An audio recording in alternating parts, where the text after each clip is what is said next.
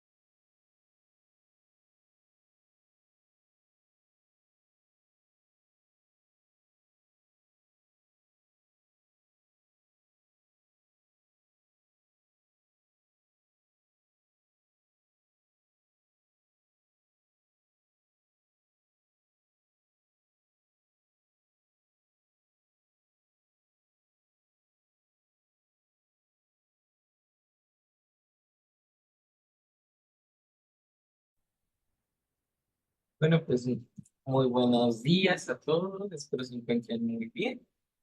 Vamos a iniciar la sesión del día de hoy. Vamos a ver dos temas. Vamos a cambiar un poquito la programación que teníamos inicialmente para los inmunorepasos. El día de hoy se vería respuesta inflamatoria y fagocitosis. Bien. Y ya tendríamos un inmunorepaso. Entonces, comencemos con la respuesta inflamatoria. Déjenme que les comparta mi pantalla.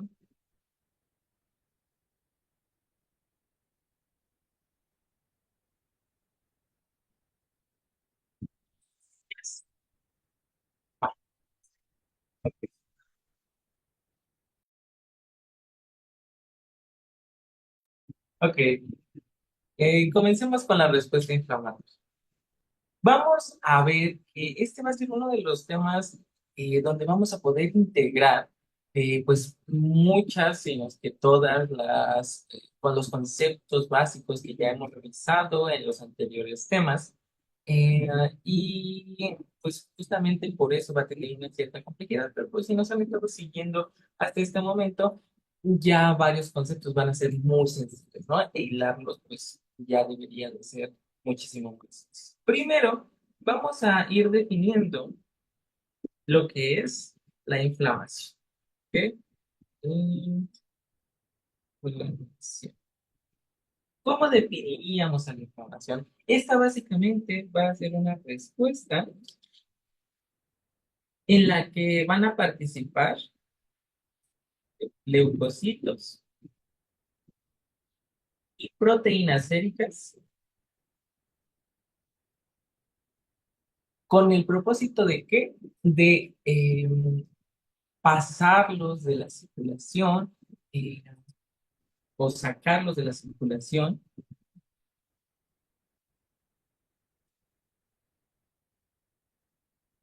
de la circulación hacia el tejido en el que esté el estímulo nocivo que nos esté propiciando pues esta inflamación, ¿no? Y justamente con esto podemos pasar a ver qué tipo de cosas, qué tipo de situaciones es lo que nos estaría propiciando la inflamación. Entonces vamos a ver con estímulos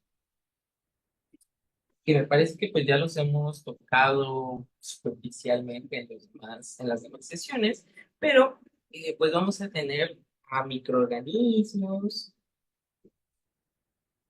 vamos a tener estímulos ambientales, vamos a tener, por ejemplo, cuerpos extraños, y vamos a ver que en esto van a incluirse las prótesis, ¿no? Los trasplantes. Y justamente por eso va a tener un tema especial para este tercer bloque. Entonces, quédenselo para ese entonces. Y también otra cosa que nos va a estimular la inflamación van a ser los traumatismos. ¿No? Es de las principales cosas que podemos estar asociando a lo que es la inflamación. Ahora, podemos clasificar e identificar a la inflamación en dos fases, a las que le vamos a llamar, ¿bien? A las que vamos a llamar como inflamación aguda e inflamación crónica. ¿En qué van a diferenciarse estas dos? Bien, van a tener una diferencia en cuanto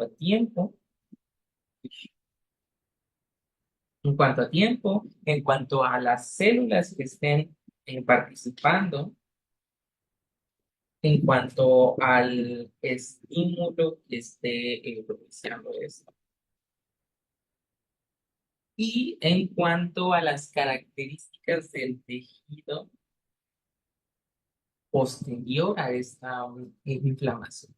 Entonces, en cuanto a una inflamación aguda, vamos a ver que en cuestiones de temporalidad, esta va a producirse a partir de minutos a horas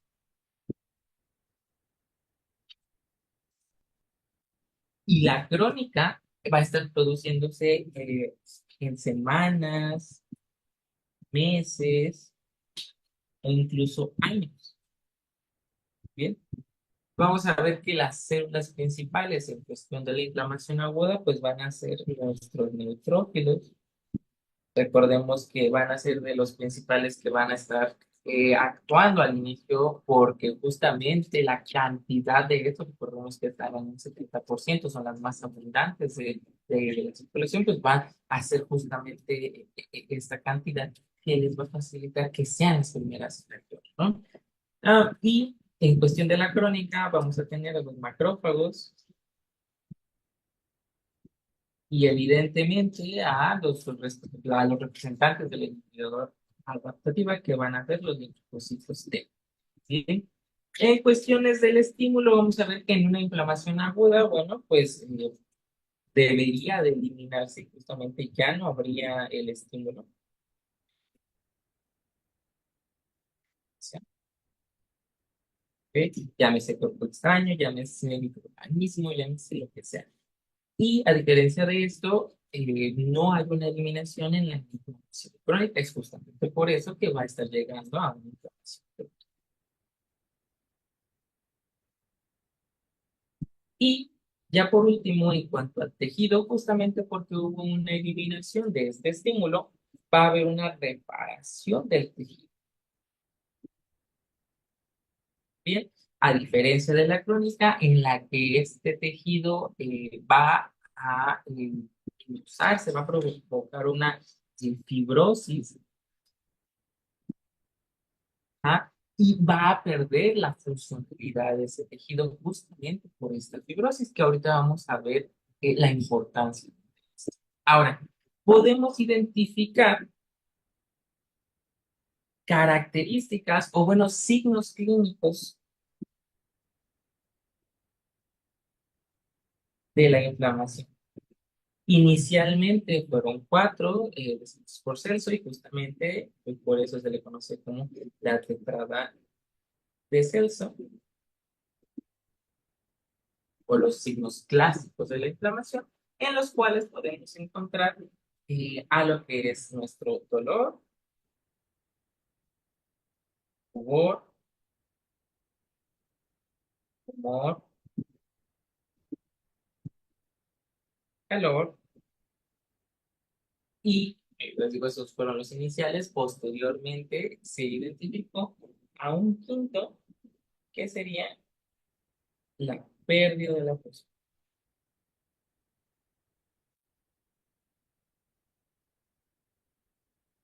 ¿Ok? Y justamente esto se relaciona mucho con lo que es la fibrosis, ¿no? Entonces lo podemos relacionar justamente a lo que sería nuestra inflamación.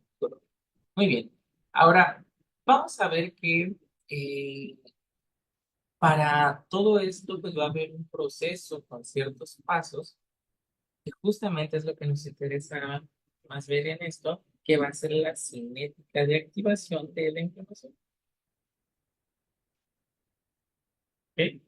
Ahora, ¿cómo va a pasar todo esto? Bien, ya hablamos de que pueden existir varios estímulos que nos provoquen esta inflamación, pero pongamos un ejemplo. Vamos a ver que ustedes vienen muy apresurados porque no quieren llegar tarde a su departamental de inmunología, entonces vienen saliendo del Copilco y pues están atravesando, sorteando a las demás personas que pues también llegaron tarde y no se dan cuenta, no se acuerdan que pues estaban ahí todas estas cosas reparando, ¿no? En esta parte de Copilco. Entonces se tropiezan, se caen y se lesionan. Tienen una laceración en la mano. Entonces, si recordamos en el tema de barreras, pues la piel es una parte importante, una barrera que nos protege del exterior. eh, y pues al tener esta laceración, como lo muestra en la imagen, em, justamente se atraviesa, se rompe esta barrera, permitiendo, bueno, dentro de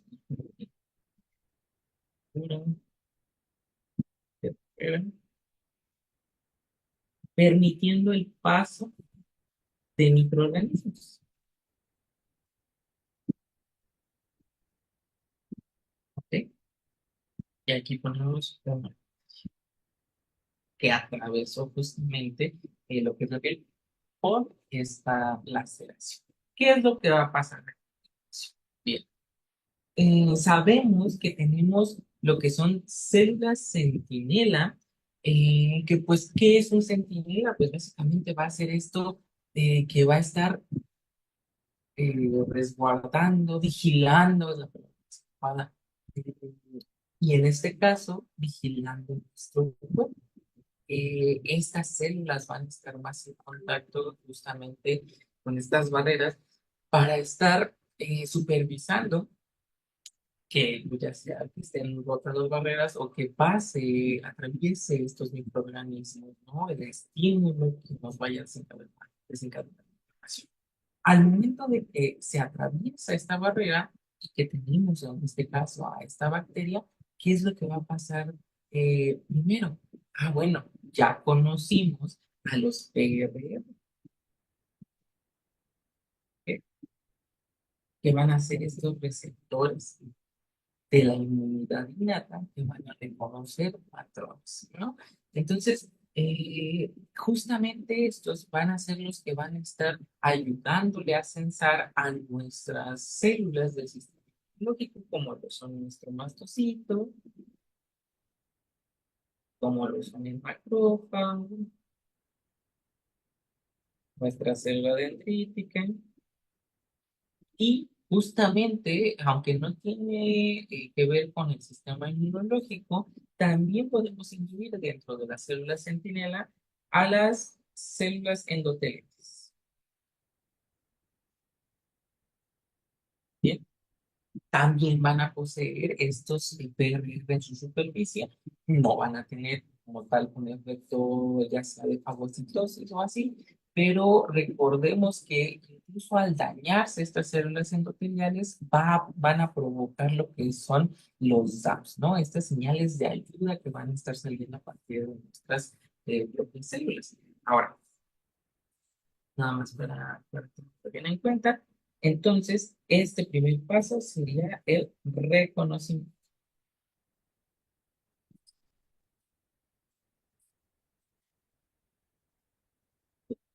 ¿A partir de qué? De nuestras células serpientes.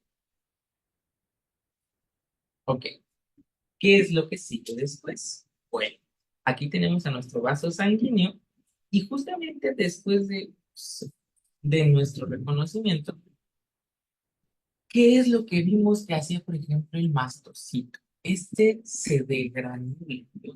Y sus gránulos que van a estar liberando en los niveles. Mm, Se degranula. ¿Y qué es lo que van a contener estos gránulos que está liberando nuestro mastocito? Bueno, sabemos que de las principales moléculas que van a salir va a ser la histamina. Vamos a tener, por ejemplo, también aquí en circulación de la vacancia. Y vamos a ver que no solo está actuando el mastocito, tenemos al macrófago, la célula dendrítica, y por lo tanto también va a haber liberación de citocinas proinflamatorias, como lo son las tres principales que ya conocemos, citocinas, que son la interleucina 1, 6 y el TNF, ¿no? Bien. Estas van a tener una participación muy importante en todo el proceso de la inflamación y ahorita vamos a ir describiendo qué participación. Ok, estas moléculas liberadas, especialmente la histamina, va a provocar algo que vamos a conocer en este paso 2, que va a ser la activación del endotelio. ¿En qué consiste esta activación del endotelio? Bueno, acá les pongo pues justamente este contraste de cómo va originalmente nuestro vaso sanguíneo, pues transportando células, transportando bueno, distintas células del sistema inmunológico como los neutrófilos, ¿no? Proteínas, moléculas de agua, ¿no? Y después vemos este cambio que va a haber en nuestro vaso sanguíneo, a lo que vamos a conocer como activación del endotelio, en donde van a ocurrir varios procesos. Uno de ellos es justamente el aumento de este calibre de nuestros vasos sanguíneos. ¿Cómo le llamamos a este aumento de calibre? Bueno, vasodilatación. Bien, ahora no solo eso, sino que si ven, va a haber una separación entre cada una de nuestras células endoteliales ahora, ¿no? Cosa que no existía anteriormente. Eh, Estas células endoteliales se van a contraer, mm, provocando separaciones entre sí y que están representadas aquí, a la que vamos a denominar como aumento de la permeabilidad. ¿Ok? Pero no están separadas así volando, ¿no? Solitas, el vaso sanguíneo, ¿no? Aún siguen unidas entre sí. Esta unión se va a estar dando por moléculas de adhesión celular, ¿no? Estas van a ser las que van a estar aún sosteniendo entre sí a las células endoteliales. Ahora, ya con nuestro endotelio activado, vamos a ver que justamente le va a dar el paso a todos los procesos que vamos a realizar. Uno de ellos, recordemos que una de las cosas que está transportando nuestro cuerpo sanguíneo es el agua. Al haber este aumento de la permeabilidad, este aumento entre los espacios entre las células endoteliales, bueno, pues va a permitir el paso de agua hacia afuera, ¿sí? De nuestro vaso sanguíneo, ¿no? Va a estar saliendo, van a estar saliendo líquidos. Y es justamente a esta salida de líquidos y la acumulación de los mismos que nos va a dar un edema, ¿no? Entonces, a este edema vamos a ver que va a provocar una tumoración en esta zona del tejido.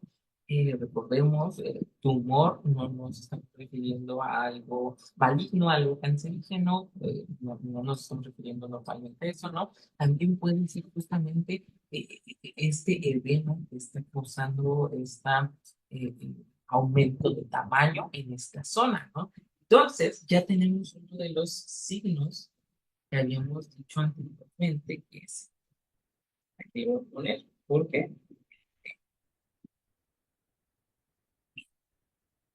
¿qué es lo que sigue después?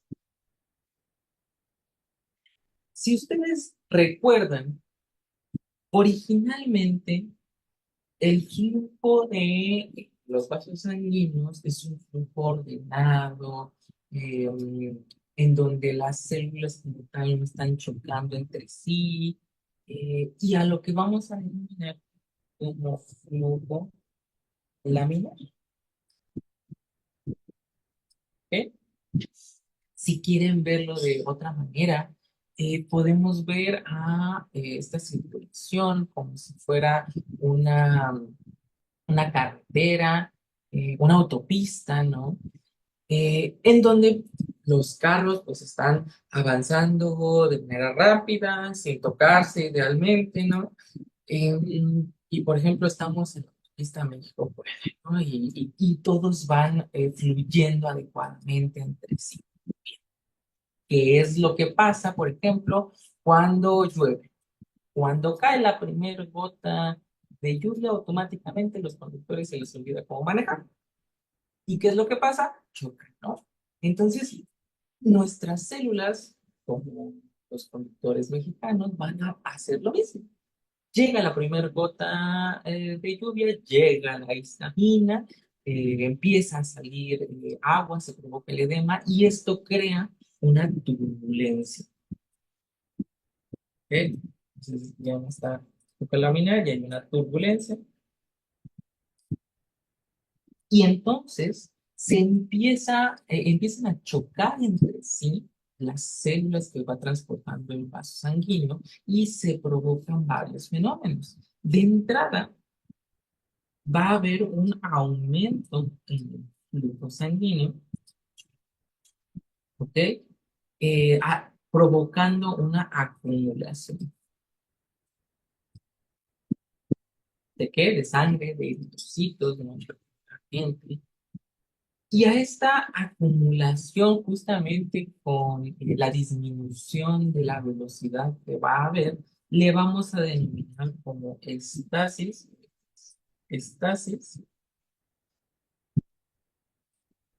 vascular. ¿Ok? Entonces, esta va a ser la acumulación de esta sangre ya en este tejido inflamado. Y bueno, esto va a servir mucho para explicar otros de los signos de la inflamación. ¿Por qué? Porque si hay acumulación de sangre, para empezar, pues ¿de qué colores? Roja, por los de los eritrocitos. Entonces, ¿cómo se va a ver esta zona? Roja, ¿no? Entonces, esto nos va a colorear este tejido de color rojo, dándonos el rubor. Entonces ya podemos explicar por la estasis. ¿Ok? Ahora, no solo nos va a explicar el rubor de esta acumulación, porque aparte de roja, ¿qué temperatura tiene? ¿Es fría o caliente? Pues, caliente, ¿no? Y al acumularse gran cantidad de sangre en este tejido, pues el tejido va a aumentar su temperatura, ¿no? Entonces ya vamos a tener el aumento de la temperatura o el calor. Entonces ya tenemos otra característica resuelta, otro signo de la inflamación resuelto que también va a ser por la estasis. Bien, bien. Ahora, ¿qué otros procesos van a ocurrir? Como les había mencionado, van a estar chocando entre sí las células. ¿Y de qué nos sirve esto? Bueno, lo que queremos es que las células del sistema inmune, los leucocitos, se detengan y salgan al tejido, como ya habíamos definido la inflamación, justamente para actuar en contra del estímulo que nos está provocando esta inflamación. Entonces, inicialmente iban muy rápido. El propósito de esto, de esta turbulencia que causa estasis y que disminuye la velocidad, es justamente eso, la disminución de la velocidad. Ahora, cuando chocan nuestros leucocitos, van a poder tener la capacidad de interactuar con lo que es la pared vascular. Entonces, estos ya se van viendo para acá, ¿no? Chocaron, rebotaron y llegaron a tocar la pared vascular.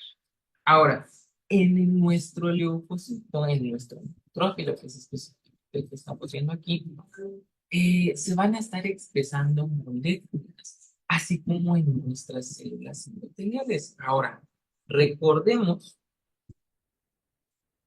que teníamos liberación de citocinas proinflamatorias. El propósito de estas citocinas proinflamatorias, entre otras cosas, va a ser la estimulación eh, de moléculas de adhesión, de expresión de moléculas de adhesión celular.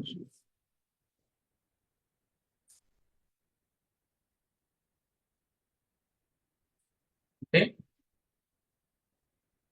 Entonces, si ven aquí la diferencia, inicialmente no va a haber estas moléculas como tal, y justamente gracias a la activación del endotelio y a la liberación de nuestras citocinas inflamatorias, ya vamos a tener esta estimulación para que se estén eh, produciendo nuestras moléculas de adhesión. Inicialmente, vamos a ver que en el endotelio van a existir una de las primeras que nos interesan, que va a ser este, selectina P. ¿Bien? Esta selectina P, la cual también vamos a denominar como CD62P, ¿ok? Paréntesis, pues va a ser una molécula de adhesión y vamos a ver que inicialmente va a estar en los cuerpos de 9 pares.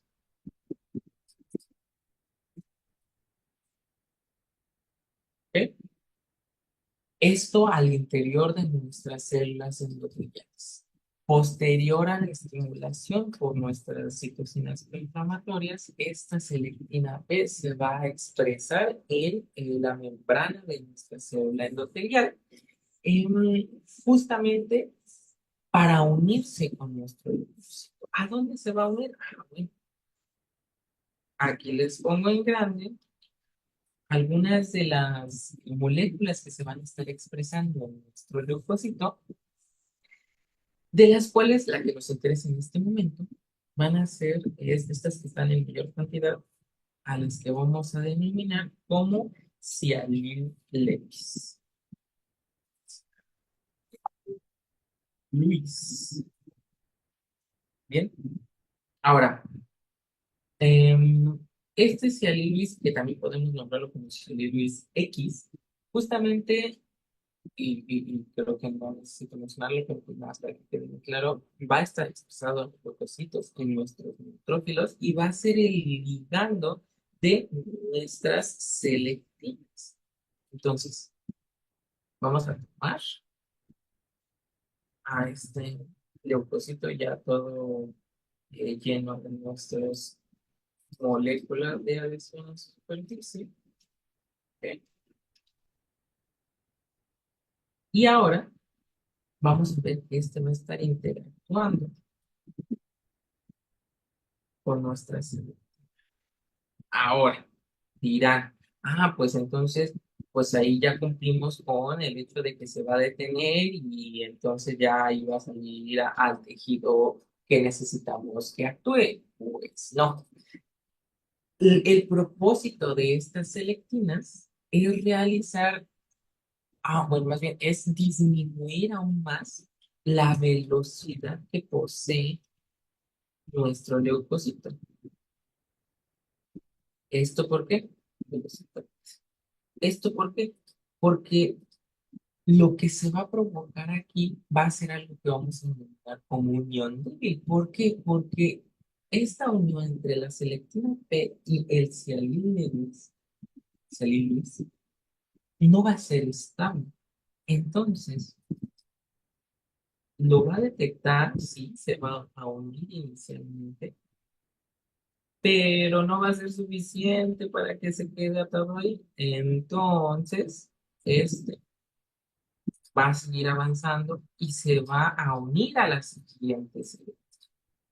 Bien, y otra vez va a seguir avanzando y se va a unir al siguiente selectivo.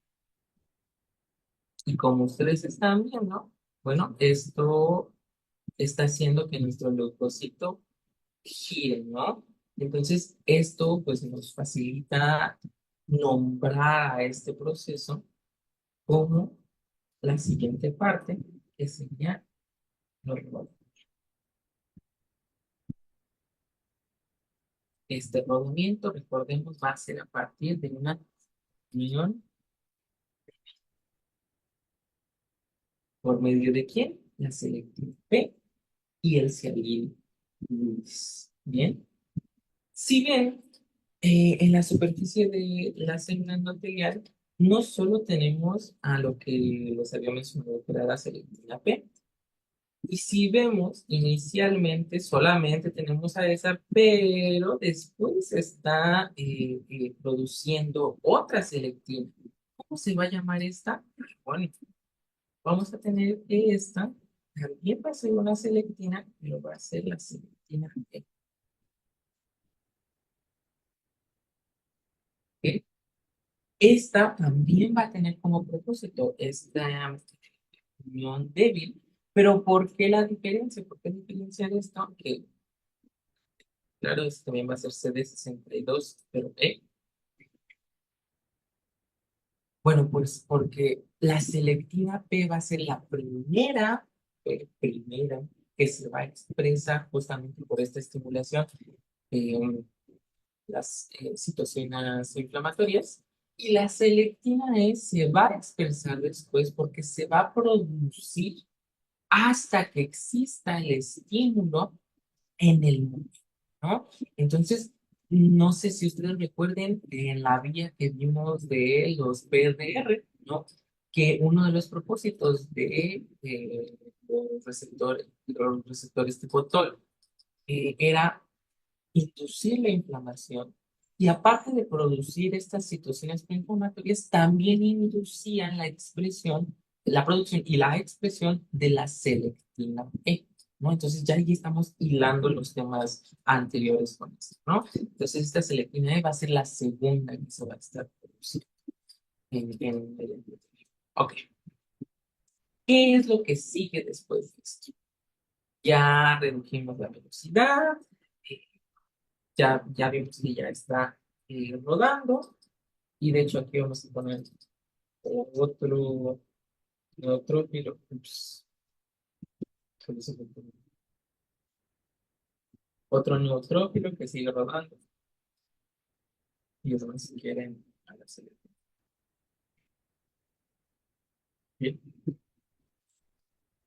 Y si se dan cuenta, tenemos otras moléculas en la superficie. Bueno,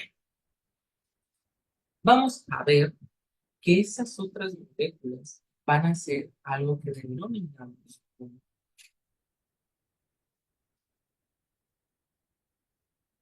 integrinas. ¿Ok? ¿Qué van a hacer estas integrinas? Bueno, también van a ser moléculas de adhesión, pero si se dan cuenta, em, esta integrina que parece como un bracito, está como torcido, ¿no? Está como doblado, ¿no? Entonces, a esta integrina no se le va a poder unir nada. Entonces, podemos denominar como a esta integrina como una integrina de, de baja afinidad, justamente porque en este momento no puede interactuar con nada, no se puede unir. Y es em, por eso que normalmente no se va a estar uniendo constantemente a las paredes de los vasos sanguíneos, ¿no? Porque normalmente no está activada, no está erguida como para poder permitir esta unión. Ahora, ¿cómo la activamos? Si ven aquí, si ven aquí, a su lado tenemos a un receptor de quimiosinas.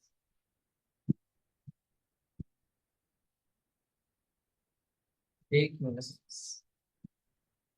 Y si ven, normalmente estos receptores van a estar acoplados a proteínas G y justamente estas características que poseen permiten la, el movimiento, ¿no? Por eso quimiosinas, pero aparte justamente este movimiento a partir de un reordenamiento de la membrana celular que entonces les permite activarse, procesarse y ahora sí moverse a nuestros leucocitos. Entonces, si está implicado en el movimiento, aparte de mover al leucocito, va a permitir un reordenamiento en nuestra integrina con baja afinidad. Ahora veámoslo representado en el esquema. Nuestra célula endotelial va a estar liberando, va a estar liberando quimiosinas, específicamente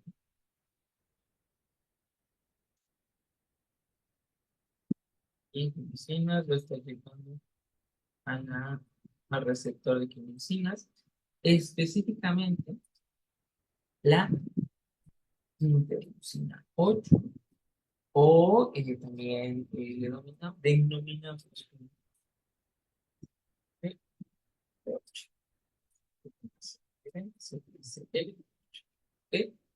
Bien, acuérdense que L es de la glucosina per se, entonces es del ligando, es de esta molécula que se está liberando. Y lo repito, esta va a estar liberándose por el endotelio para justamente causar este cambio conformacional en la integridad de baja afinidad. Y ahora, está aquí, vamos a sacar y borramos esta integrina. Ya las tenía preparadas. Otra, que si ven, ya tiene un cambio,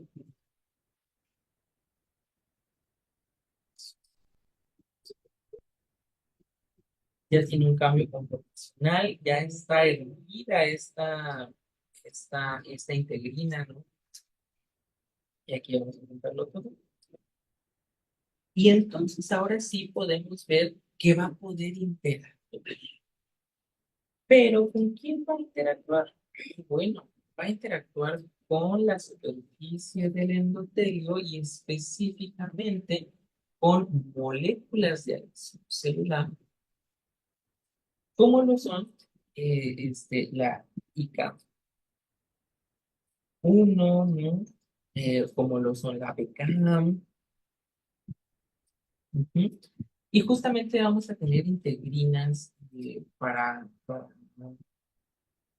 cada uno de estos. ¿Cómo cuáles? Ah, bueno, vamos a tener que el ITAM se va a unir a LFA1 y el BCAM se va a unir al BLA. ¿Ok? Ahora, recordemos, esto hay que tenerlo bien claro, estos van a estar en los leucocitos y estos van a estar en el endotelio, en las células endoteliales.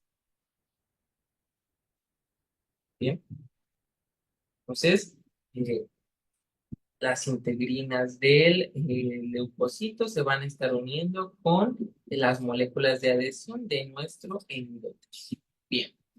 Y ahora vamos a ver que esta unión va a ser muchísimo más estable, va a estar muchísimo más firme.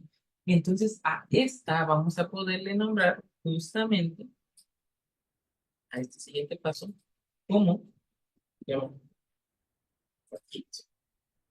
como unión es a partir de qué? De nuestras integrinas.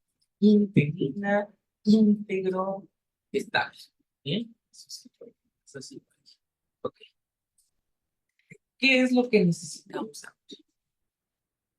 Ya redujimos totalmente la velocidad de nuestro leucocito, ya lo detuvimos ahí y ahora necesitamos que atraviese el endotelio pasando de la circulación hacia el tejido que necesitamos que actúe, ¿no? Entonces, ¿cómo lo vamos a hacer?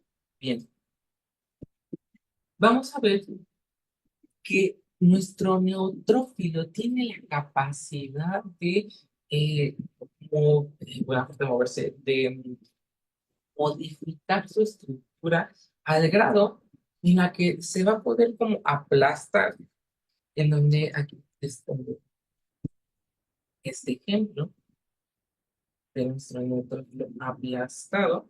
Entonces va a poder tener ese cambio en su estructura y esto justamente para permitirle atravesar las uniones entre nuestras células endoteliales. Si bien ya tenemos em, esta facilidad que nos dieron las células endoteliales por el aumento en permeabilidad, pues aún tiene chamba nuestro neutrófilo porque pues no es suficiente para que pase por ahí. Entonces tiene que haber este cambio, este aplastamiento para que ahora sí pueda entrar nuestro neutrófilo. Ahora, vamos a hacerlo más adelante. Vamos a ver que no lo va a hacer solo. Aparte de que tiene que cambiar, vamos a ver que en su superficie va a tener, va a tener una molécula que va a ser CD31. Esta CD31 va a encargarse de la escisión. ¿Escisión de quién? Ah, bueno, pues de las moléculas que habían uniendo a nuestras células endoteliales, a nuestras moléculas de adhesión que había entre estas dos. Entonces, las va a cortar para poder atravesar y después que atraviese las va a poder volver a unir. ¿Ok? Y todo esto gracias a nuestro CD30. ¿Bien? Entonces, repito, no las va a dejar así cortadas y pues ya que pase que tenga que pasar. Estos, justamente por el CD31, va a volver a unir a nuestras moléculas de adhesión después del paso de nuestro neutrófilo. ¿Qué va a pasar después? Ah, bueno, después de eso, ya lo vamos a tener en el tejido, nuestro neutrófilo.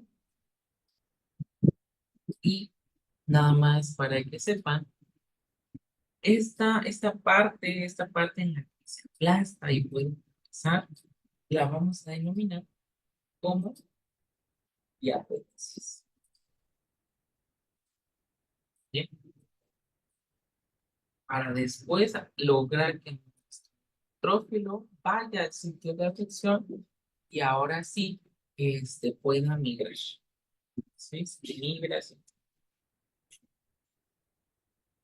Bien, y aquí entran las moléculas que ya hemos visto que contienen nuestros neutrófilos, ¿no? Que son básicamente estas proteasas que contienen nuestros gránulos justamente para poder romper la matriz extracelular y así poder seguir atravesando y llegar correctamente al tejido, ¿no? Esto junto con el estímulo de nuestras quimiosinas, pues básicamente le va a dar el camino que debe de seguir nuestro neutrófilo hacia el que necesitamos. ¿Ok? Muy bien. Ahora, em, vamos a ver que hay dos temas que siguen ahora.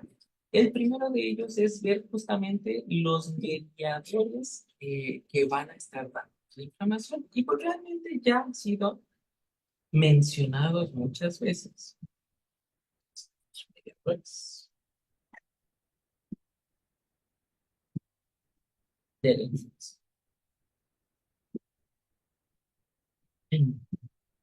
¿Quiénes vamos a tener? En primera instancia, vamos a tener algo que es el más importante que hemos visto y que si lo repetimos es el cansancio, que van a ser las aminas vasoactivas. Y dirán, ah, esto no me lo han estado repitiendo hasta el cansancio. Ah, bueno, porque dentro de las aminas vasoactivas vamos a encontrar a la histamina y esas sí se están repitiendo todo el tiempo y a la serotonina. Estas básicamente nos van a dar, porque ya hemos visto que básicamente es esta vasodilatación, este aumento de la permeabilidad, y la serotonina, por ejemplo, va a tener parte de efectos como una relajación del músculo liso,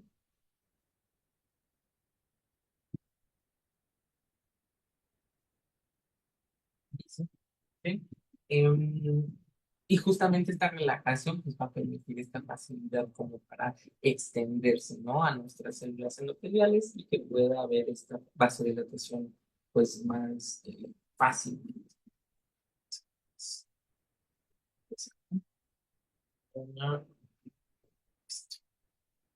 Bien. ¿Qué otros mediadores de la información vamos a tener? Ah, bueno, ya también exploramos a nuestras citocinas. ¿Cuáles fueron las principales que hablamos? Que siempre también nos repetimos. Ah, bueno, tenemos a nuestro TNF-alfa, tenemos a nuestra interleucina 6, a nuestra interleucina 1, y todos estos también se van a denominar, y creo que ya también se puso antes, como pirógenos endógenos.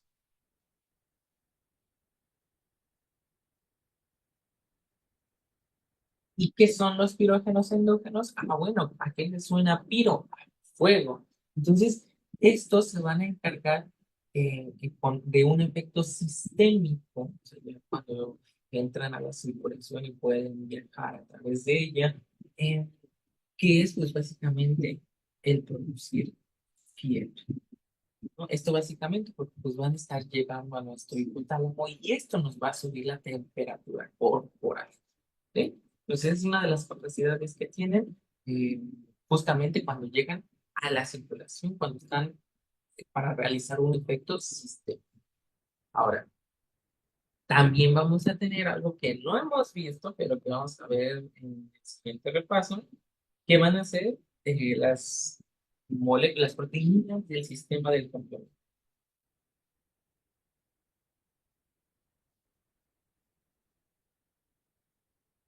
¿Ok? Esto, aunque no lo hayamos visto aún en los repasos, ya lo vieron en sus clases. Y estas justamente van a ser fracciones de las proteínas del complemento y que se los debieron mencionar que son las más chiquitas. Entonces vamos a tener A la C3A, vamos a tener a C4A y a la C5A, ¿no? Recordando que la C5A es la más potente, la más, voy a decir la más potente y que aparte va a propiciar una quimiotaxis, ¿no? Mm, Estas, aparte de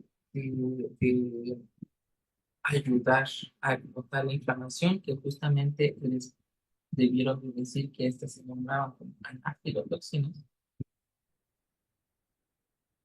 ¿sí?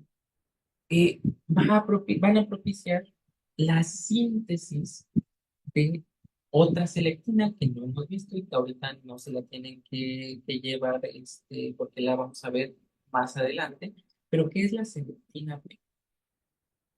Selectina, solo sepan que existe, ¿no? Entonces también van a propiciar la degranulación. ¿Sí? Y ahorita vamos a ver que tienen otro efecto, pero más adelante. Y ya como siguiente mediador vamos a tener a las minas. ¿Sí? Que a quién recordamos ahí que es como Cinina, Bradicina, ¿no? Entonces, tenemos a la Bradicina, que es una de las Bradicina. ¿Qué es la bradicinina? ¿Qué hace la bradicinina? ¿Cómo está la bradicinina? ¿Dónde la tenemos? Ah, bueno, esta va a estar en la circulación, pero esta va a estar en forma de simógeno. ¿Y qué van a ser estos simógenos? Ah, bueno, van a ser, van a ser proteínas que no van a estar activas y que necesitan de un proceso para poderse activar. Entonces, ¿cómo vamos a activar a la bradicinina? En primer paso, vamos a tener que todo va a partir de la precalicreína.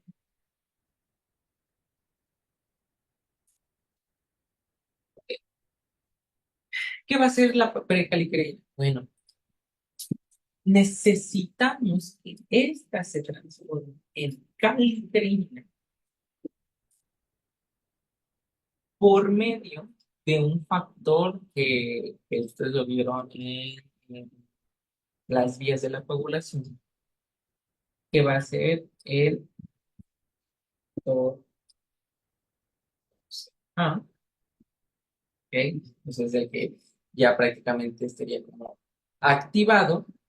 Y pues básicamente también le llaman factor G, ¿no? Entonces, este factor, ¿qué es lo que va a hacer? Va a propiciar esta transformación de precalicrina en calicreína posterior a lo que es un traumatismo.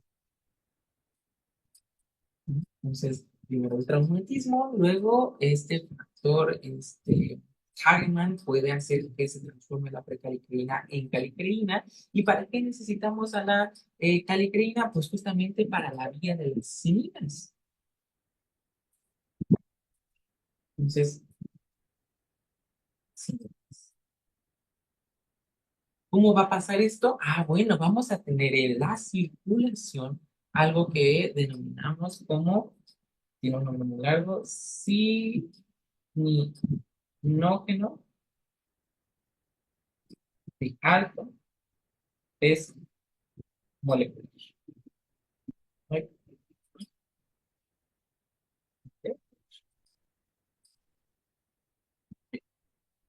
Vamos a ver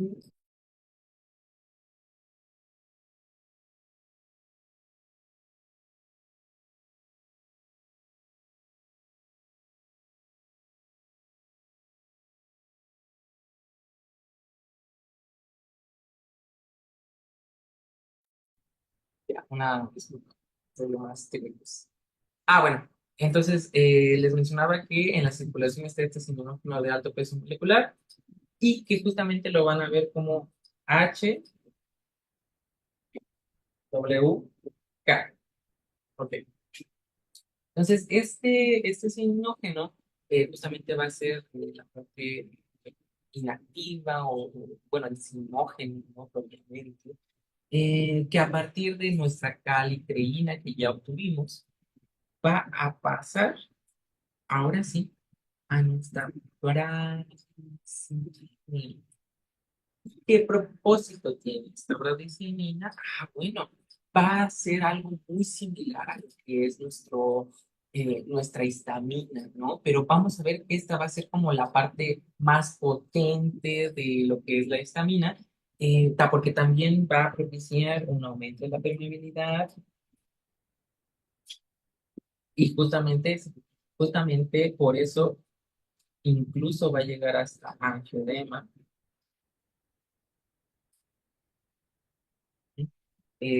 También va a propiciar un aumento en esta vasodilatación. Pero a ver, ¿por qué no lo incluimos al momento de que vimos justamente esta activación del endotelio? Pues porque la histamina va a ser la primera en actuar y posterior a ello, para mantener esta inflamación, para mantener esta quimiotaxis, esta activación del endotelio, necesitamos que esta bradicinina se cree y entonces siga estimulando el endotelio y siga atrayendo a nuestros leucocitos, porque la histamina va a durar muy poquito su efecto, entonces para que se mantenga necesitamos a esto, ¿no? Entonces también llévensela, que es muy importante. Ahora, ya por último, en cuanto a mediadores de la inflamación, vamos a tener y a ver un poquito esto para acá. Vamos a tener a los mediadores lipídicos. ¿Ok? Entonces, estos mediadores lipídicos les vamos a conocer como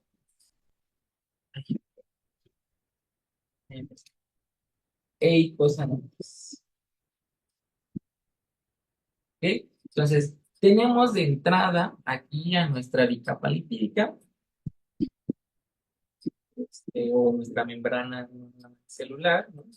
Bicapa lipídica. ¿Ok?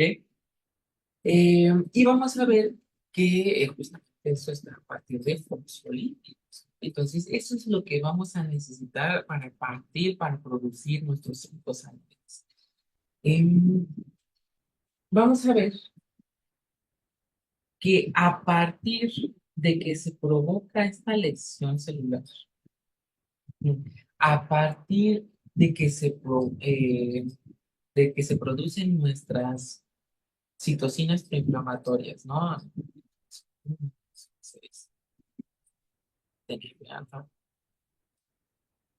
A partir de que tenemos nuestras anafilotoxinas, ¿sí?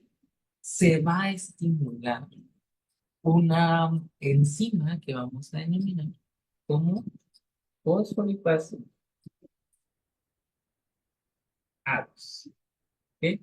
Esta fosfolipasa, repito, va a estar este, sí, a partir de esta lesión, esta producción de citocinas, esta producción de anafilotoxinas, y es donde les estaba diciendo que también actuaban las anafilotoxinas, y van a hacer que esta fosfolipasa 2 tome parte de la bicapalípica, tome los fosfolípidos de la bicapalípica y los transforme en ácido araquidónico.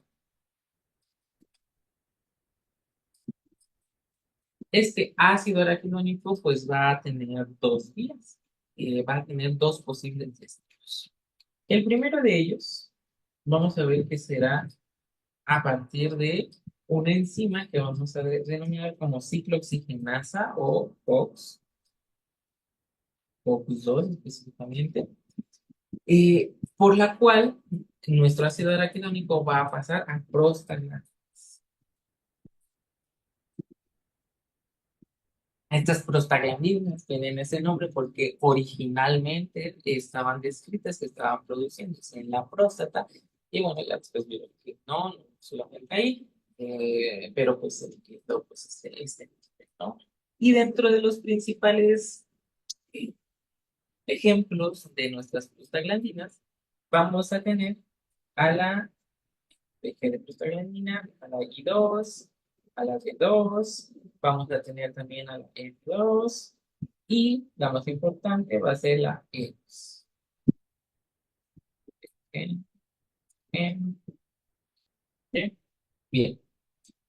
En general, las prostaglandinas nos van a servir también para propiciar una vasodilatación, para propiciar un aumento de la permeabilidad.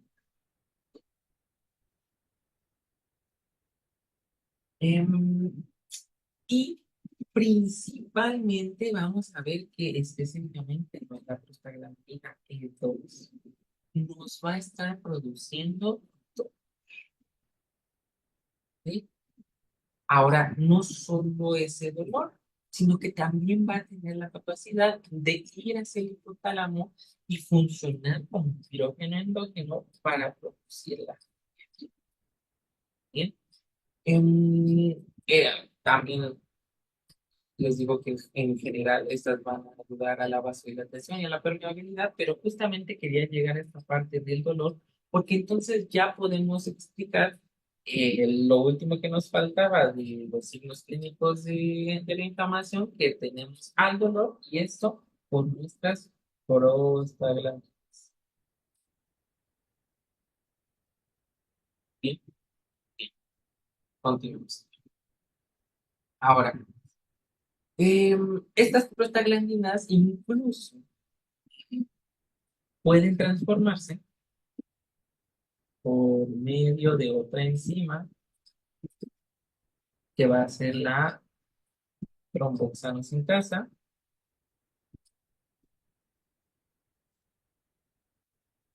en adivinen qué, pues tromboxano, ¿no?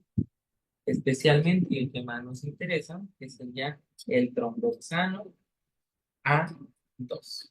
Bien, esto pues va a ayudar pues a la agregación plaquetaria, ¿sí? Eh, pues eso para la formación de pábulos y así ayudar como esta reparación. Bien. Ahora, la otra vía, el otro camino que puede seguir nuestro sistema arquitectónico, recuerden, tenemos dos, va a ser por medio de otra enzima que va a ser la lipoxigenasa o LOX, pero específicamente la 5-lipoxigenasa. ¿Qué es lo que nos va a provocar la 5-lipoxigenasa? Ah, bueno, esta nos va a ayudar a la producción de lo que van a ser los leucotrienos. Bien, estos leucotrienos, vamos a ver que también nos van a ayudar como tal a una quimiotaxis, que vamos a ponerle, específicamente el LTP1 nos va a ayudar a lo que es la quimiotaxis. ¿Sí? Em, y los otros que nos interesan, ya lo vamos a hablar de manera general, que va a ser el C4, el D4 y el P4. Vamos a ver que también van a ayudar a lo que es la vasodilatación, a la permeabilidad e incluso ya, pues dependiendo de la localización, en el caso de que esté en el pulmón, a lo que es el broncoespasmo. Bien. Y ya por último, vamos a ver que después de estas podrían, podría producirse a partir de otra lipoxigenasa que vamos a denominar como CETOX. Bien, algo que denominamos como lipoxinas. Esta lipoxinas vamos a tener dos ejemplos, dos participantes importantes, que va a ser la A y la B. Es la A4 y la B. ¿Ok? ¿Qué es diferente de estas lipoxinas de los demás mediadores? Ah, bueno, estas no se van a encargar de una vasodilatación o de un aumento en la permeabilidad. Estas van a hacer justamente todo lo contrario. Van a ser antiinflamatorios, ¿no? Bueno, antiinflamatorios. ¿Ok? Entonces, esta va a disminuir la quimiotaxis y va a disminuir lo que es la adhesión. Llévenselo esto como de justamente estas diferencias, ¿no? Muy bien. Y ya por último, lo que nos interesa ver ya al final de todo esto es justamente algo que vamos a denominar como deficiencias de adhesión leucocitaria o LADs. ¿Qué son las deficiencias deficiencia de adhesión?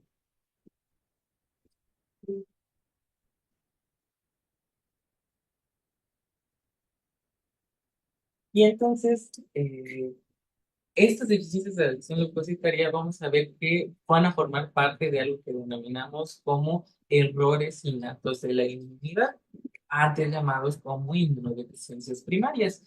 Estos errores innatos de la inmunidad justamente los van a estar revisando a lo largo de pues, los diferentes temas para que esta información sea más digerible. Y pues vamos a ver que vamos a tener tres principales deficiencias de adhesión depositaria. Vamos a ver. Uno, dos, tres. Muy fácil, ¿no? La uno, la dos y la tres. ¿Qué es lo que va a pasar en cada una de estas? En la lab uno, vamos a ver que de entrada, quien va a estar afectado va a ser sí, uno. Ujú. Y vamos a ver que va a haber una afectación a partir de esto de la producción de lo que es la LFA, ¿no? LFA1. Y justamente em, esto toma relevancia para que se acuerde para la unión estable, ¿no? Entonces, si está una deficiencia en la LFA1, ya no va a poder haber una unión estable y por lo tanto los procesos de la quimiotaxis, por más que esté bajándose la velocidad del linfocito, ya no va a haber una unión estable. Y nuestro leucocito, nuestro factor de ya no va a poder llegar al sitio de acción. Entonces, esto va a provocar una disminución de la pus, un aumento de las infecciones,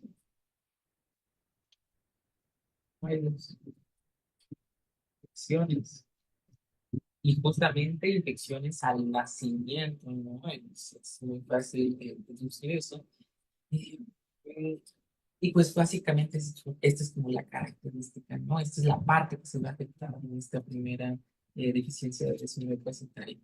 Tenemos por otra parte a la NAT2, en la cual quien va a estar afectado va a ser el gen SLC3S C1. ¿Ok? Este gen, ¿qué es lo que nos va a afectar? Ah, bueno, nos va a afectar una proteína, ¿no? Que ya habíamos visto en la superficie de nuestro leucocito, que específicamente va a ser el sialil-Lewis. Sialil-Lewis. Esto a partir de que quien va a estar afectado va a ser el transportador, que va a ser el gen de glucosa.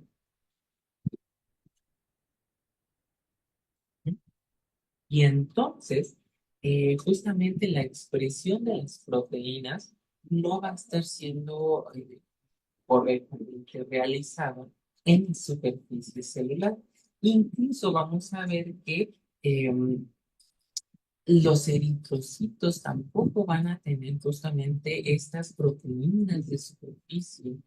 Em, y entonces, incluso vamos a ver afectaciones cuando estamos revisando los tipos sanguíneos, ¿no? Porque si no hay esta superficie que van a caracterizar a los grupos sanguíneos, vamos a tener un fenotipo al que vamos a denominar como fenotipo.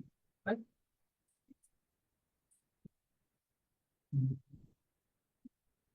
Vale, qué predisposición. No, vale, muy bueno. Este fenotipo 1B, pues como les digo, pues justamente es esta falta de eh, producción, ¿no? En estas moléculas de superficie que van a tener nuestros leucocitos y nuestros eritrocitos. Y en cuestión del CELIN de X, pues es fácilmente deducible que ya no se va a estar produciendo lo que es nuestro rodamiento. Y por lo tanto también va a fallar la extravasación este, de nuestro leucocito.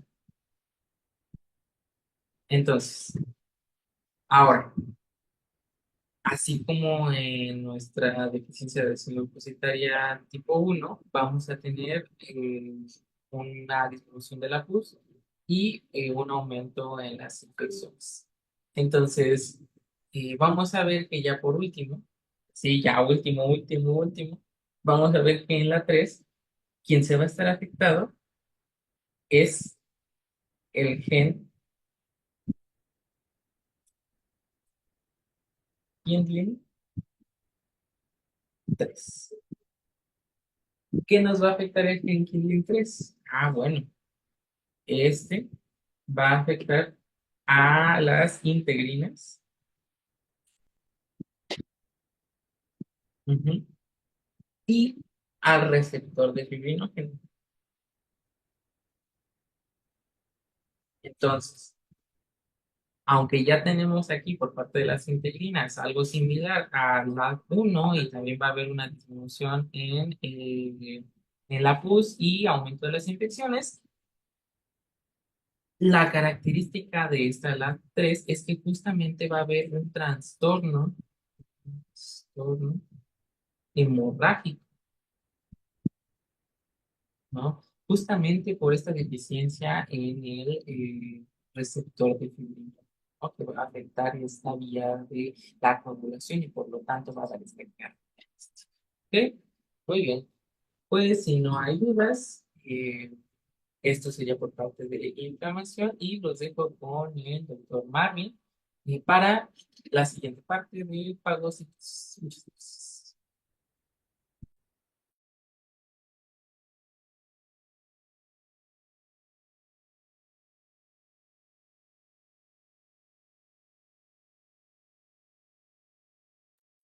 Pues buen día a todas y a todos. Les vamos a compartir ahora la siguiente parte. Y justo con lo que les comentaba Mau hace ratito, pues uno de los grandes objetivos de la respuesta inflamatoria es llevar al sitio de lesión células que sean capaces de destruir estos estímulos peligrosos.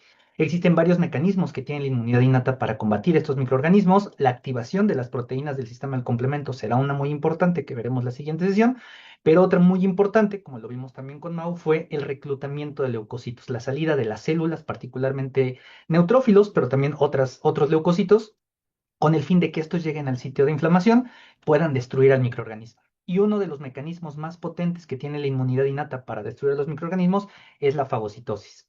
La fagocitosis la podemos entender como un proceso de internalización. Eh, Perdón, es que ¿Mm? no, ¿Qué pasó? es que no se ve.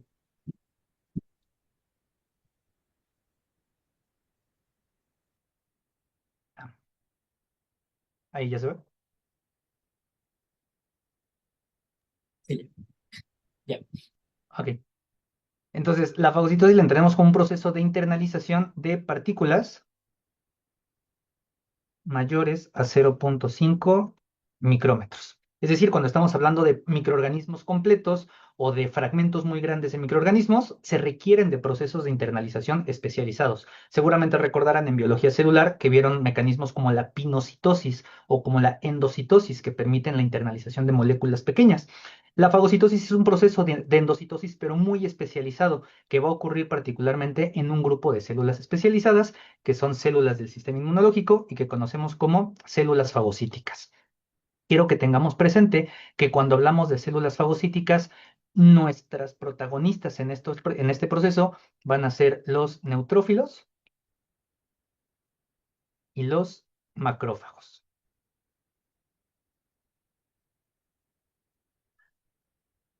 Recordemos que cuando inicia la respuesta inflamatoria en este sitio de lesión que les comentaba Mau, ya hay células residentes en el tejido, ¿no? Tenemos macrófagos residentes de tejido que van a ser capaces de reconocer los estímulos peligrosos y desde unos primeros momentos iniciar la respuesta inflamatoria e intentar fagocitar los microorganismos que puedan estar ingresando al organismo.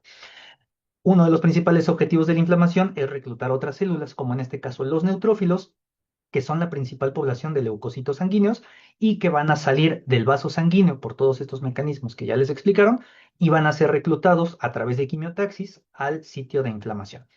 Estas serían nuestras protagonistas. Recordemos que en la sangre también vienen monocitos circulando y los monocitos que vienen circulando tras los estímulos de la activación de la respuesta inflamatoria, como las citocinas, van a diferenciarse también en macrófagos, van a llegar al sitio de inflamación y van a promover aún más la fagocitosis. Entonces, tenemos como muchas formas de que haya células fagocíticas en el sitio de inflamación y particularmente los procesos de fagocitosis dependen de neutrófilos y macrófagos. Ojo, no quiero que dejemos de lado a otras poblaciones que también pueden llevar a cabo la fagocitosis, pero no es su principal función, es decir, no las consideremos como las protagonistas en este proceso, pero de algún modo lo realizan de una forma menos eficiente, de una forma menos característica para las consecuencias que vamos a ver más adelante, pero también pudieran hacerlo. Estas células son las células dendríticas, que como ya vimos en inflamación, también están presentes en los tejidos y también están sensando el daño. Los eosinófilos, que aunque no lo dice en muchos lados, son células que tienen también una función fagocítica particular.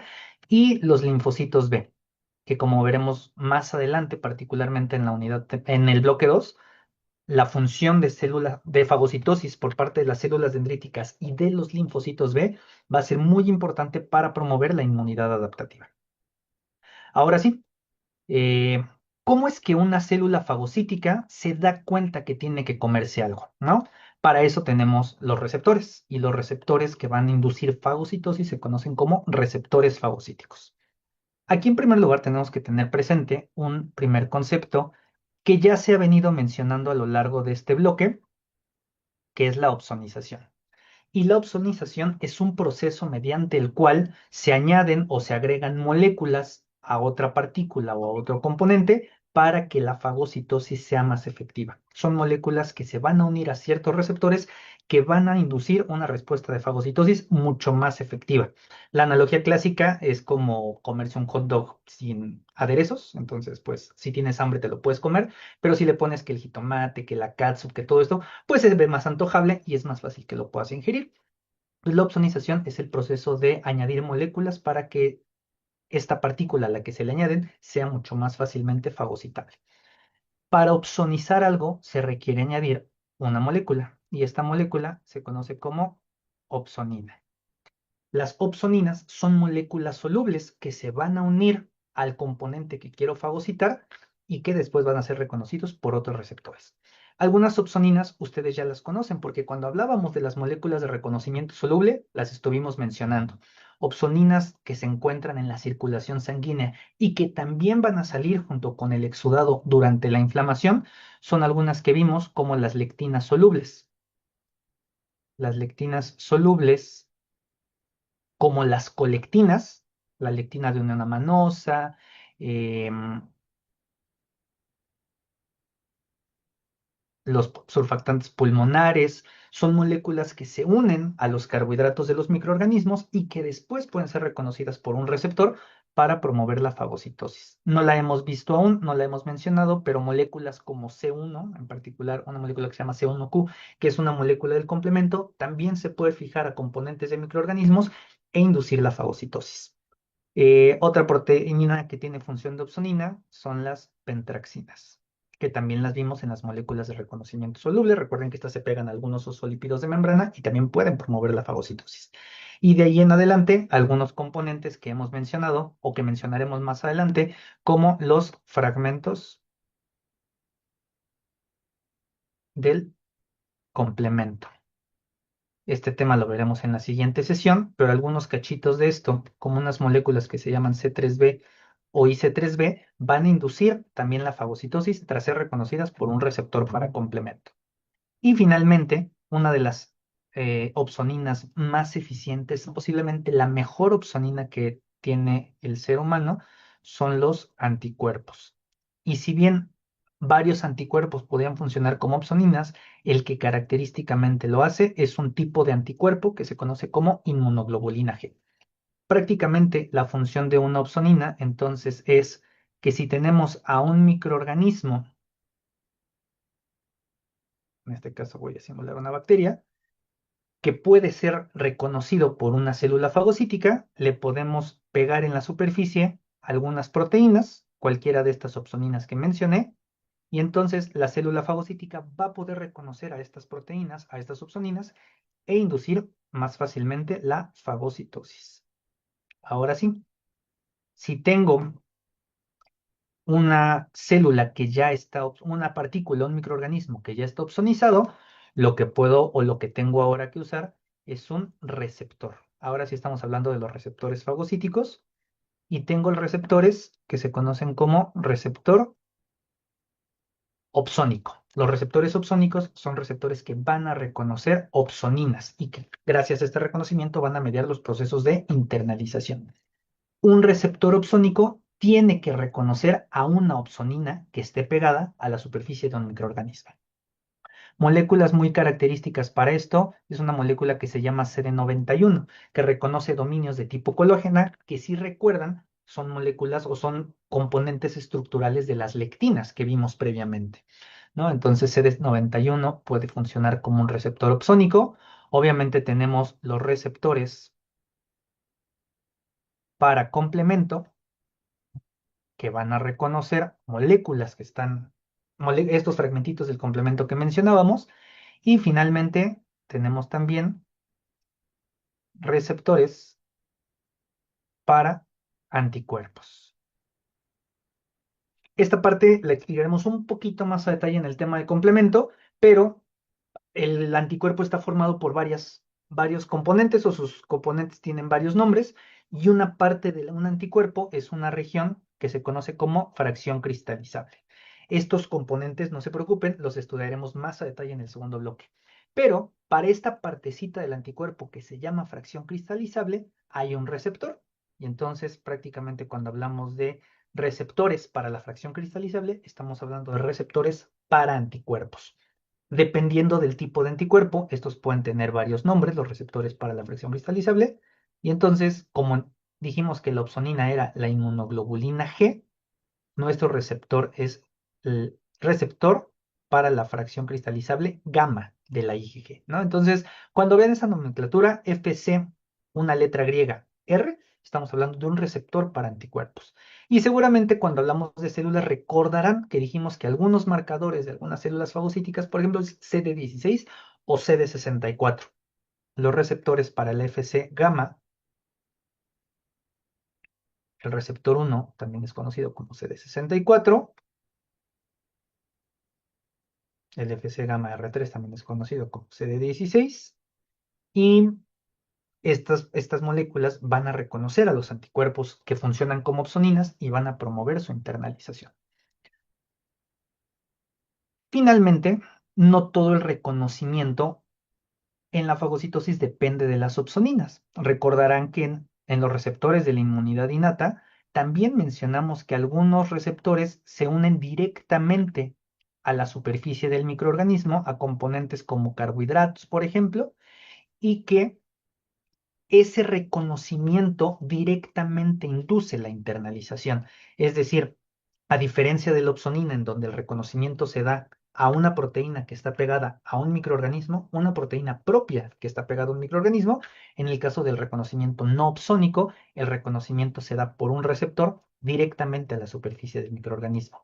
Los ejemplos más característicos de receptores no opsónicos, vimos las lectinas tipo C membranales, como las dectinas, como el receptor de manosa, como DCSINT, como la angerina, que son receptores membranales, y que este receptor directamente se une a un componente del microorganismo e induce su internalización.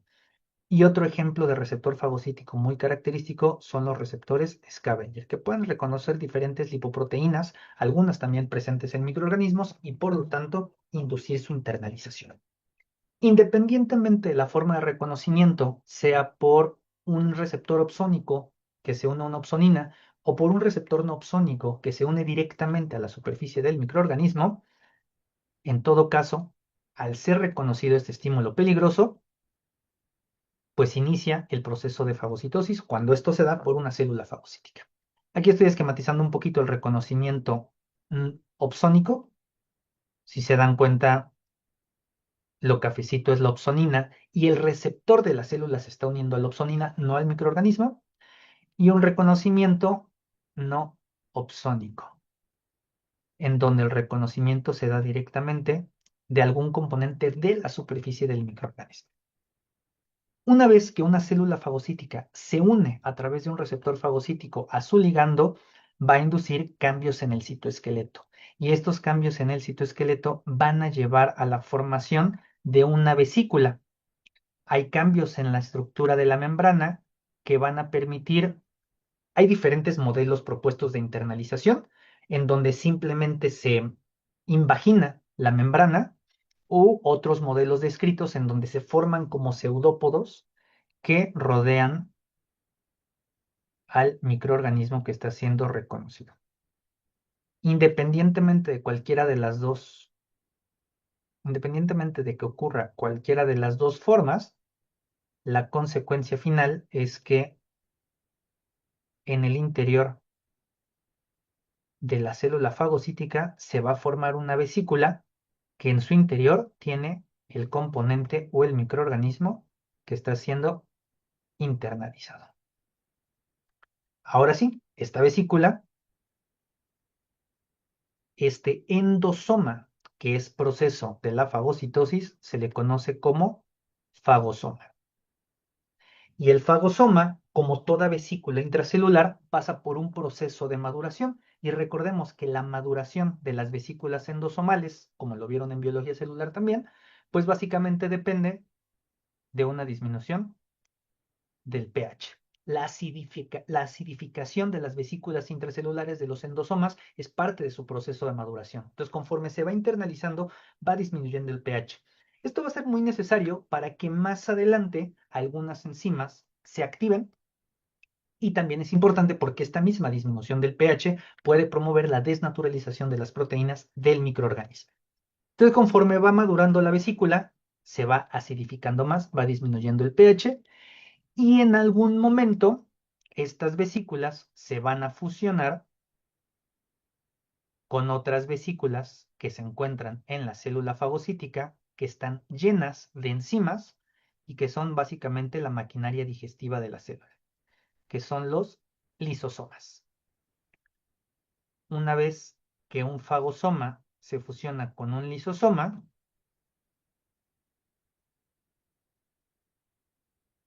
vamos a formar, ahora sí, el resultado de este proceso. Voy a esquematizar con rosita las enzimas. Estas son las enzimas que están presentes en los lisosomas.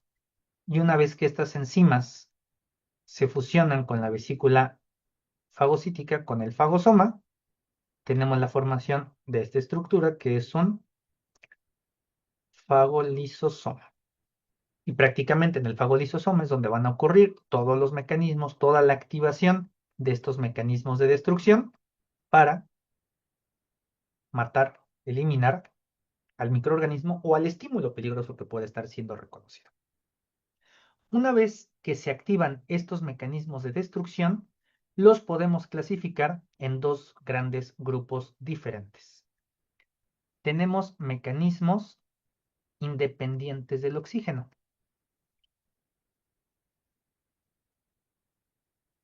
Es decir, estos mecanismos de destrucción no dependen de componentes derivados del oxígeno.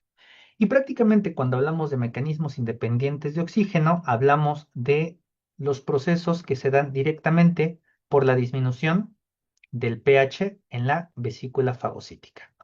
Ya dijimos que estos mecanismos de disminución del pH pueden promover la desnaturalización de ciertas proteínas. Pero de manera más importante, los mecanismos independientes de oxígeno dependen de las enzimas lisosomales. Recordarán en sus clases de histología, cuando hablaban de las características funcionales y morfofuncionales de los leucocitos, que dentro del contenido de los gránulos, y también en el hace dos inmunorepasos, cuando hablábamos de las características de las células del sistema inmune, recordarán que en los gránulos de los neutrófilos, de los eosinófilos, de los macrófagos, había diferentes componentes que permitían la destrucción de los microorganismos. Estos componentes tampoco son tan desconocidos para ustedes, porque recordarán que en algunas barreras o muchas barreras también tienen algunos elementos químicos que permiten la destrucción de los microorganismos. Entonces, dentro de estas enzimas lisosomales tenemos componentes como la lisosima, tenemos moléculas como las defensinas que van a formar, bueno, la lisosima que va a destruir los componentes de la pared bacteriana, las defensinas que van a promover la formación de poros y alterar el equilibrio osmótico de los microorganismos, eh, entre varias otras. Hay algunas otras enzimas que están presentes. Voy a agregar aquí otra importante porque la voy a retomar más adelante, que es la elastasa, que esta también puede destruir componentes de microorganismos. Entonces, estas enzimas, varias de ellas se activan cuando el medio en el que se encuentran se acidifica, es más ácido. Entonces, por eso es importante la maduración de la vesícula para que cuando se hace esta fusión, estos componentes lisosomales tengan un mejor efecto y puedan promover la destrucción del microorganismo. Estos componentes ya los platicábamos previamente en barreras, no son desconocidos para ustedes y tengan presente que así como están en varias barreras, también están presentes en los gránulos de los leucocitos. Un mecanismo que sí es nuevo en el caso de inmuno y que no habíamos visto previamente son los mecanismos dependientes de oxígeno. Y los mecanismos dependientes de oxígeno, si bien es algo que traemos por primera vez a inmunología, también estoy seguro que no es algo nuevo para ustedes, porque el estallido respiratorio es algo que seguramente recordarán de bioquímica. A partir del oxígeno molecular podemos, a través de una serie de reacciones químicas, generar especies oxidantes, especies que cuando se unen a algún componente de una membrana, de un lípido, de una proteína, pueden generar cambios estructurales también y generar daño celular por estrés oxidativo. Prácticamente todas las reacciones que ocurren durante la fagocitosis es algo que conocen como estallido respiratorio y que este estallido respiratorio va a generar estas especies reactivas de oxígeno que van a dañar a los microorganismos.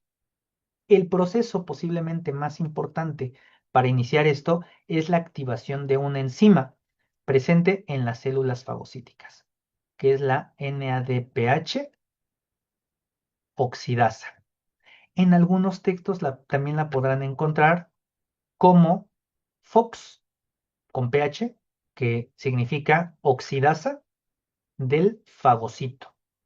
Y es una enzima que se encuentra en las membranas de estas vesículas y que normalmente se encuentra de una forma inactiva.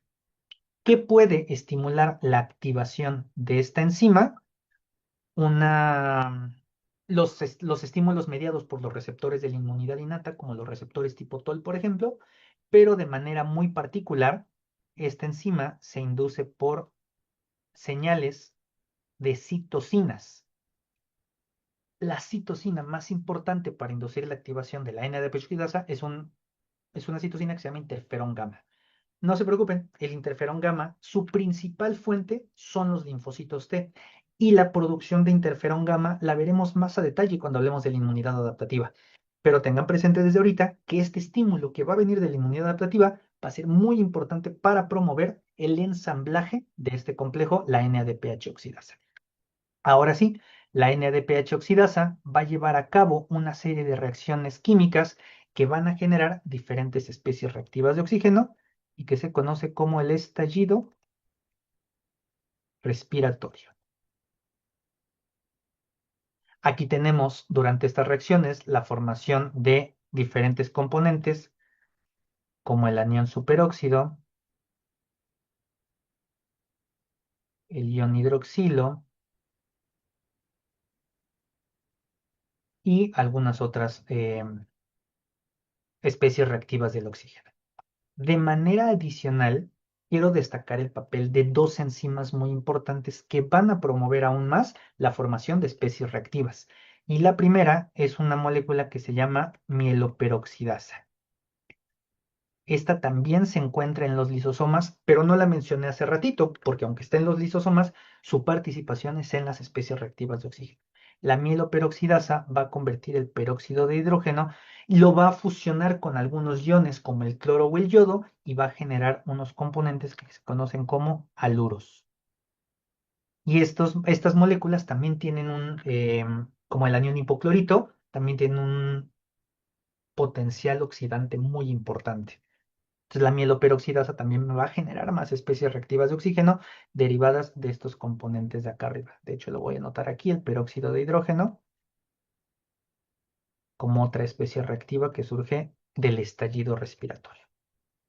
Primera acotación, la mieloperoxidasa es una enzima que característicamente solo se expresa en los neutrófilos. La NADPH oxidasa es común tanto a neutrófilos como a macrófagos.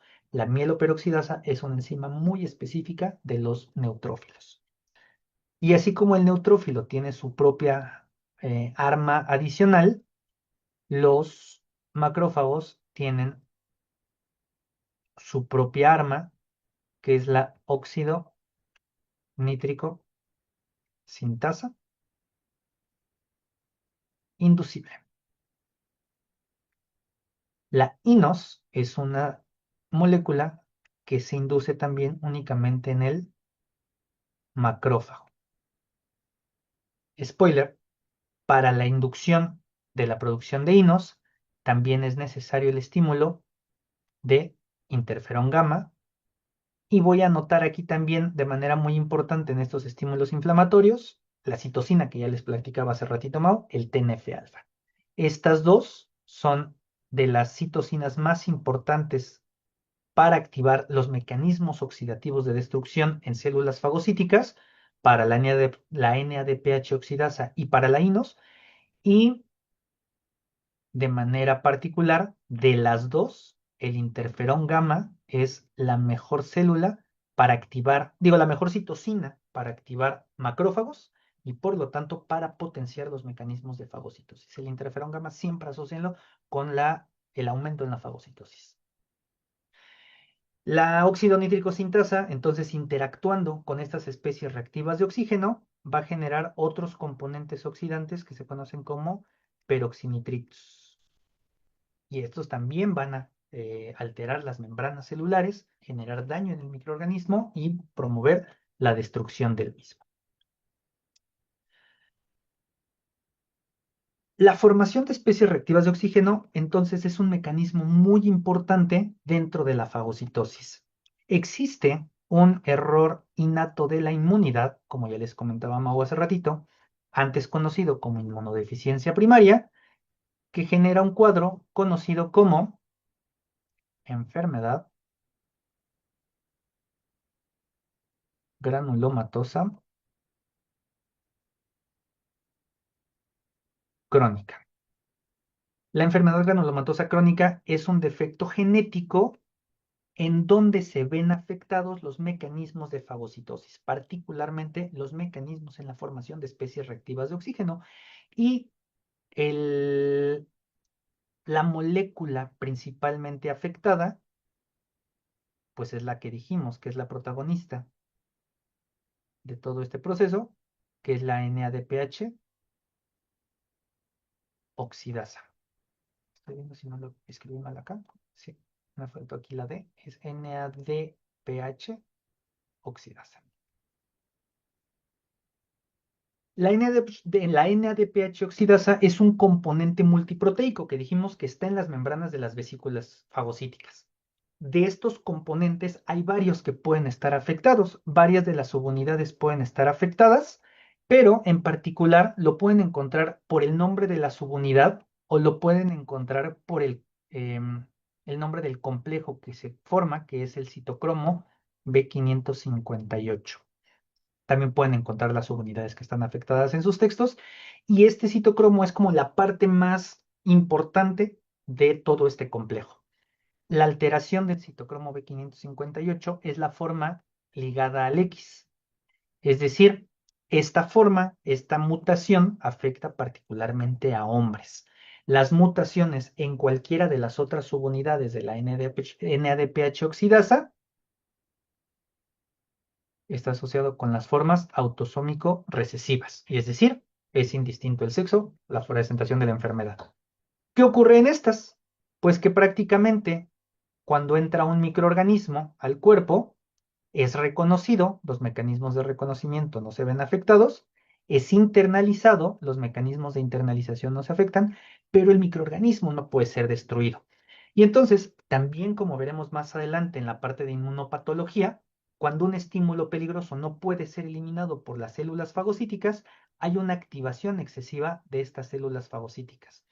Y entonces, con tal de tratar de eliminar o contener este estímulo, los macrófagos se activan demasiado y empiezan a liberar muchos de sus componentes al medio extracelular. Esto genera la formación de estructuras rodeadas de mucho tejido conectivo, secundario al proceso de cicatrización por la destrucción del mismo, que forma unas estructuras que conocemos como granulomas. La formación de granulomas la veremos más adelante en el curso, pero básicamente depende de un estímulo que no puede ser eliminado. En la enfermedad granulomatosa crónica no podemos eliminar el estímulo, los macrófagos se activan de más y forman estas estructuras llamadas granulomas. Entonces, si se dan cuenta, como vemos aquí en la fotografía, estas estructuras se están formando como consecuencia de la incapacidad de destruir a los microorganismos. Esta sería como la enfermedad característica que podríamos vincular con un fallo en la fagocitosis. Y finalmente, una tercera forma de destruir es un mecanismo muy especializado que primero se describió en los neutrófilos, pero más adelante se ha visto que otras células como los macrófagos, los eosinófilos, los mastocitos o incluso los basófilos podrían llevar a cabo, que es la formación de estructuras que se conocen como trampas extracelulares. Como la célula característica que la produce son los neutrófilos, se conocen como trampas extracelulares del neutrófilo, por sus siglas en inglés, las NET. Y las NET hacen un poquito alusión a su nombre porque de algún modo es la formación de una estructura a manera de red que es liberada por las células fagocíticas con el fin de contener o limitar la proliferación o la diseminación de diferentes microorganismos. Prácticamente cuando la célula fagocítica se activa, los componentes de sus gránulos, en lugar de liberarse al exterior, que es un proceso que se llama fagocitosis frustrada, pueden actuar a nivel de la membrana nuclear. Aquí son muy importantes la formación de especies reactivas de oxígeno, la acción de la elastasa y la acción de la mieloperoxidasa para generar estos cambios intracelulares, la descondensación de la cromatina, la ruptura de la membrana nuclear y la liberación del contenido del citoplasma y del núcleo del neutrófilo al exterior. También hay una enzima que se llama peptidil arginina deaminasa 4, que también va a estar muy relacionada con la descondensación de la cromatina. Todas estas moléculas promueven la liberación de estas trampas extracelulares y todo este contenido se va a encontrar ahora en el exterior. Todo esto limita la diseminación de microorganismos, promueve la destrucción de los microorganismos en el medio extracelular, pero ojo, también expone componentes del interior de la célula al medio exterior. Ventajas, esto puede promover el reconocimiento porque se vuelve un dump, esto puede promover el reconocimiento por receptores de la inmunidad innata y por lo tanto aumentar la inflamación, pero desventajas, expone componentes propios a los que normalmente el sistema inmune no está acostumbrado y por lo tanto se ha propuesto que esta liberación de las trampas también puede estar relacionada con el desarrollo de autoinmunidad. Estos mecanismos, no se preocupen, los veremos en el siguiente bloque. Y solamente para ejemplificar, esta imagencita que está en las monografías de consulta obligatoria representa o es una imagen de un microorganismo, que es una Klebsiella, una bacteria, envuelta o totalmente rodeada de estas fibras de material genético de DNA y de las diferentes enzimas lisosomales del neutrófilo. Y esta es prácticamente la función de las trampas extracelulares del neutrófilo. Recordemos entonces, el objetivo de la respuesta inflamatoria es llevar al sitio de inflamación moléculas, proteínas y células que sean capaces de destruir a los microorganismos. Uno de los mecanismos más importantes de destrucción que tenemos es la fagocitosis y la fagocitosis va a activar todos estos procesos por células especializadas con el fin de contener, eliminar al microorganismo infeccioso. En la siguiente sesión de los inmunorepasos vamos a ver de estas proteínas que también están saliendo, cuál es la acción que van a tener, particularmente enfocándonos en la función de las proteínas del sistema del complemento, y vamos a ver el último mecanismo de la inmunidad innata que tenemos en el programa, que es la destrucción de células por otras células, en este caso por las células natural killer. Entonces, vamos avanzando bien en estos inmunorepasos. Recuerden que ya se encuentran en el aula virtual también habilitadas las inmunobullets correspondientes a este segundo bloque. Recuerden que les avisamos que ya estaban las del primer bloque, ya pueden consultar también las del segundo. Y la forma de navegar lo pueden encontrar en nuestras redes sociales en la publicación que tenemos ahí. Entonces, sin más que añadir, nos vemos el lunes. Les comentaba Mau hace ratito que vamos a hacer un cambio en la programación. Entonces, la siguiente sesión está programada para el lunes, en donde veremos el tema de complemento y el de citotoxicidad mediado por células NK. Muchísimas gracias a todos y nos vemos pronto.